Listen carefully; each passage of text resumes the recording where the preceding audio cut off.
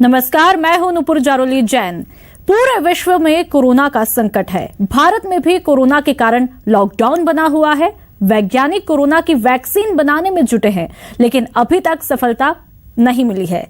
दवा और दुआओं का दौर भी जारी है। तो वहीं कोरोना को लेकर के ज्योतिष में जानकारी सामने आई, जिससे राहत की सांस भी ली जा सकती है। जी हां, ज्योतिष के मुताबिक बात की जाए तो सूर्य ने 13 अप्रैल को मेष राशि में प्रवेश किया है और अब कोरोना का अंत निकट है। हमारे साथ में ज्योतिषी मुकेश भारद्वाज आज मौजूद है, जिनसे हम जानेंगे ज्योतिष में कोरोना का अंत।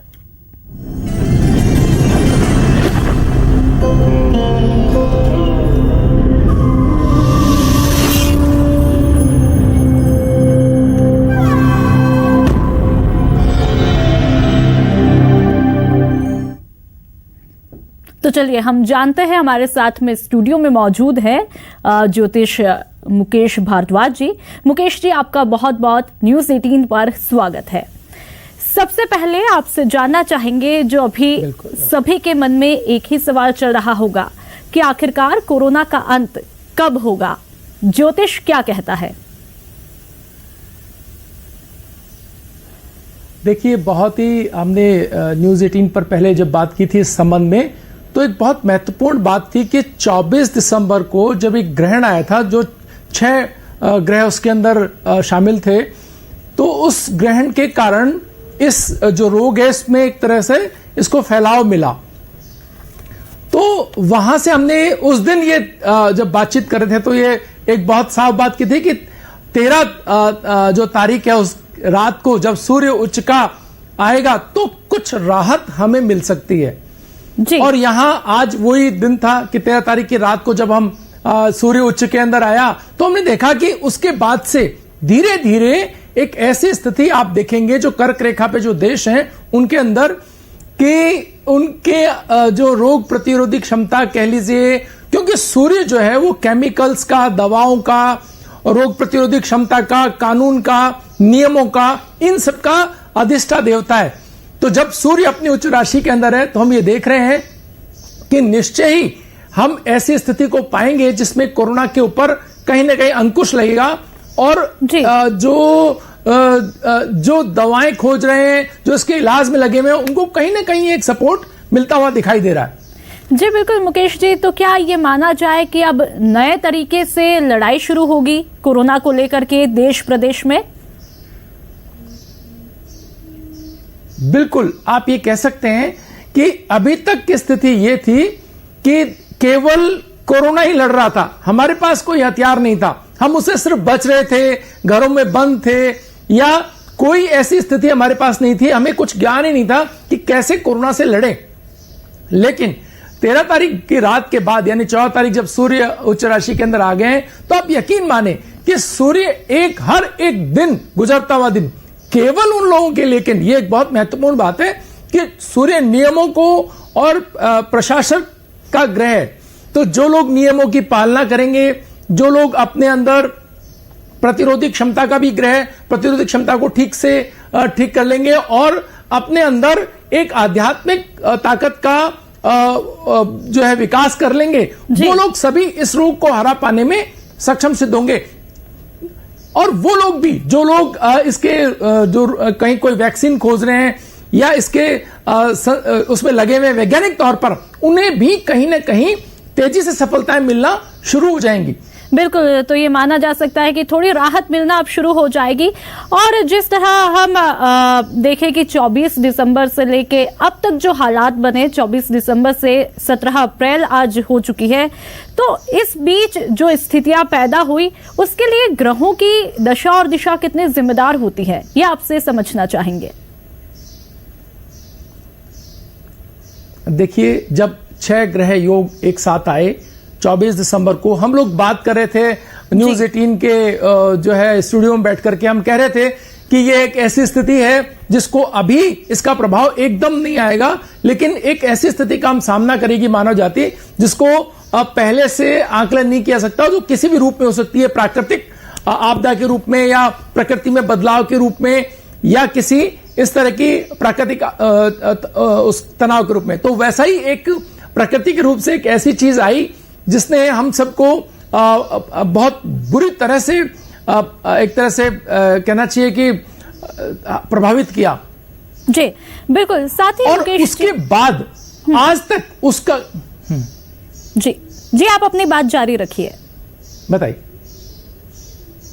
जी, तो उसके बाद आज तक हमने देखा कि उसके अंदर 5 ग्रहों का योग था। वो 5 ग्रह, जो भी 5 ग्रह थे, उन्होंने अपने अपने उनका प्रभाव हमने देखा। आर्थिक स्थिति पर उसका बहुत बुरा प्रभाव पड़ा।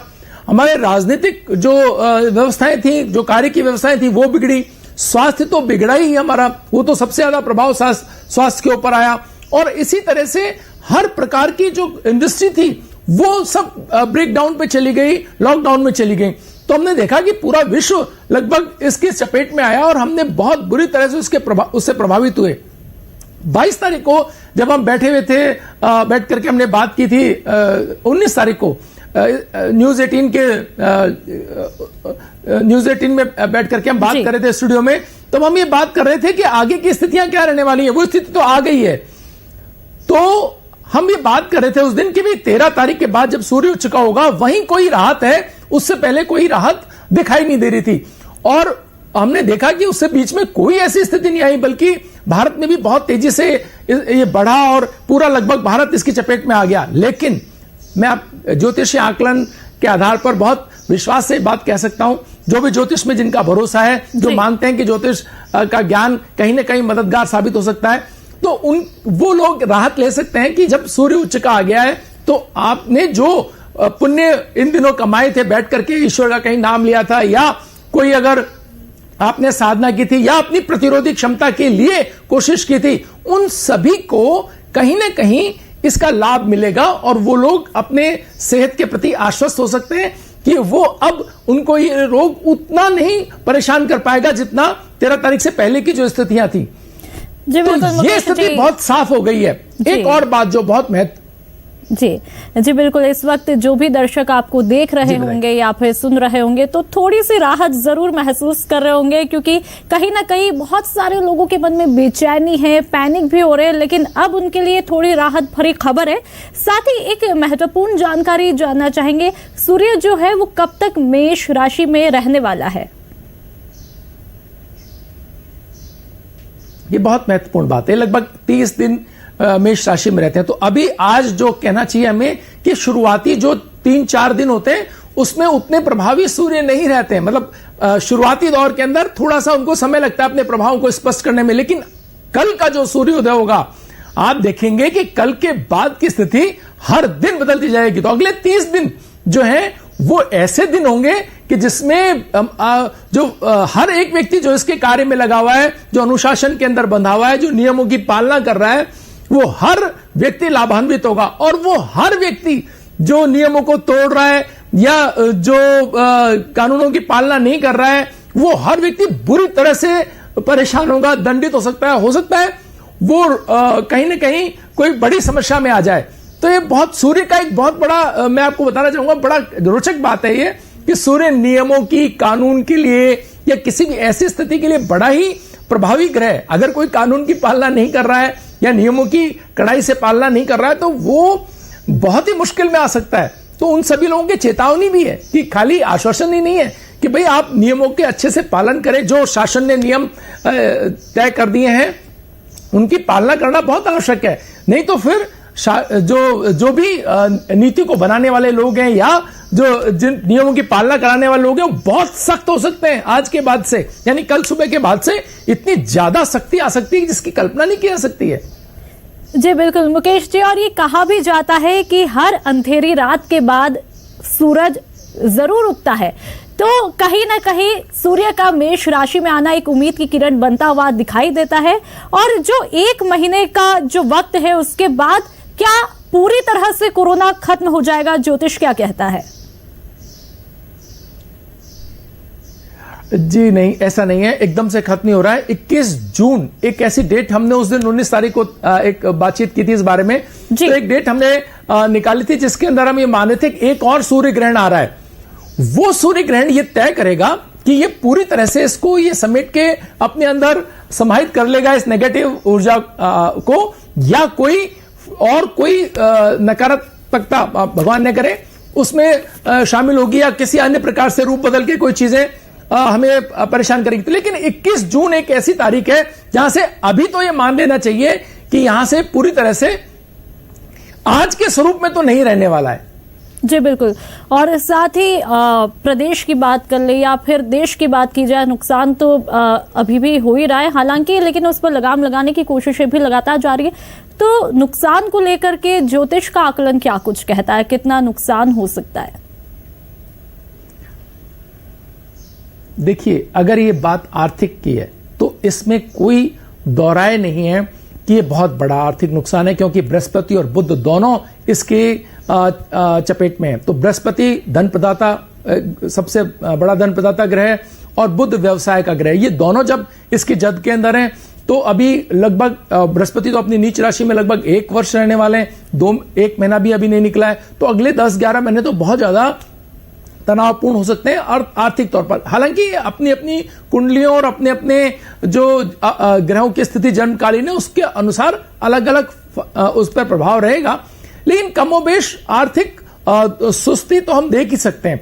एक बहुत महत्वपूर्ण और रोचक बात मैं आपको जो ज्योतिष के जो जिज्ञासु उनको बताना चाहूंगा कि हर 11 वर्ष बाद में बृहस्पति अपनी नीच राशि में आते हैं जी। तो इसको एक स्लो डाउन, जो पश्चिम जगत तो कहता है कि स्लो डाउन करेक्शन आता है, लेकिन ये करेक्शन नहीं होता है। एक्चुअली ज्योतिषीय आधार पर बृहस्पति का अपनी नीच राशि में आने से उत्पन्न स्थितियां ज्योतिषीय मानता है। लेकिन इस बार ये बहुत कड़ी इसलिए हो गई क्योंकि जो बृहस्पति नीच राशि में आए वहीं पर ही शनि भी बैठे हुए, तो शनि और बृहस्पति का दोनों का मिलन इस स्थिति को बहुत विकट उसने बना दिया है। तो होना यह चाहिए, अब मतलब अगर ज्योतिष उपायों की हम अब पे चले जाएं तो अगर हम नियमों की सही से पालना करते हैं, ऐसे बहुत सारे क्षेत्र हैं, टेक्नोलॉजी से जुड़े हुए क्षेत्र हैं, यानी कि अब तकनीकी ही भगवान है।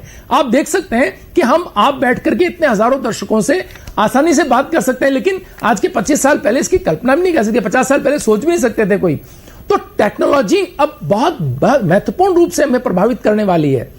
तो जो भी लोग तकनीकी में पारंगत होंगे या तकनीकी सेवाओं के जरिए अपने व्यवसाय को करेंगे या तकनीकी से अपने कार्यों को निभा पाएंगे, वो सभी लोग लाभान्वित होंगे। तो जो भी लोग जो उम्र दराज हैं या जिन्हें तकनीकी का बहुत ज्ञान नहीं है, उन्हें भी इस खाली टाइम के अंदर एक सलाह दी जा सकती है कि वो तकनीकी को सीखने का प्रयास करें और जितनी जल्दी उसमें सिद्धता हासिल कर सकते हो वो उसके ऊपर अपनी तैयारी बहुत तेजी से करें और अपना कमांड बनाएं टेक्नोलॉजी सीखने के लिए। तो बहुत महत्वपूर्ण तरीके से व्यवसाय के अंदर आगे आने वाले दिनों में काम में जी बिल्कुल, आपकी बात बिल्कुल सही है। ये कहा जा सकता है कि अभी क्वारंटीन टाइम को लोग जो है वो क्वारंटीन ना समझ करके उसे क्वालिटी टाइम बनाने में लगाए और इससे कई हद तक वे भी पॉजिटिव रहेंगे और जल्द से जल्द समस्या का समाधान भी हो पाएगा। चलिए, लगातार आपसे जानकारी इस पर लेते रहेंगे, लेकिन फिलहाल वक्त चला एक ब्रेक का।